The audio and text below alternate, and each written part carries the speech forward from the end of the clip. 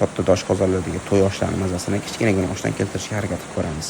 Barcha ishlatilgan mahsulotlarning grammlarini kommentariyadan topishingiz mumkin. Qozonimizni qizdirib, yog'ni solamiz. Buning orasiga guruchlarimizni yutib qo'yamiz. Yog'imiz yaxshilab qizib olgandan keyin 2 kiloga moslab kesib olgan go'shtlarimizni solib, qovurib, piyozni solib, tilla rangi kelgandan keyin sauslarimizni qo'shamiz.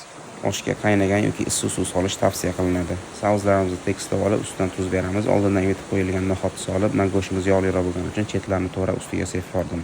Osh yeganda davleni oshib ketmasligi uchun mana shunaqa tok do'lmalardan foydalanishni tavsiya qilaman. Yarim soat dimlangandan keyin no'xatlar pishib oladi. Ustidagi do'lmalarni olib, magizlab olamiz. Umumiy hisobda 1,5 soatcha qaynagandan keyin guruchlarimizni solishni boshlaymiz. Guruchimizni ustidan yana ozgina tuz berib, ustini yopib, yarim soatga dimlab qo'yamiz. Birinchi bitta baland qilib, keyin past qilib qo'yamiz. Guruchlarimizni bitta yaxshilab aylantirib olamiz. Shuning orasida guruchlarimizni qanchalik yetilganligini hamda yog'imizning miqdorida qancha suv borligini ko'rib olamiz. Zirvada qaynab yarim tayyor pishib olgan do'lmalarimizni guruch ustiga qo'yib, yana yarim soatga parlatamiz. Ikkinchi dimlash holatida ham olovimizni yengilligini bitta baland qilib yoqib olib, keyin past holatda dimlaymiz. Xuddi shu uslubda tayyorlab ko'rishni tavsiya qilaman. Guruchlar mana shunaqa uzun-uzun bo'lib, oyoq qo'llarini cho'zib chiqadi.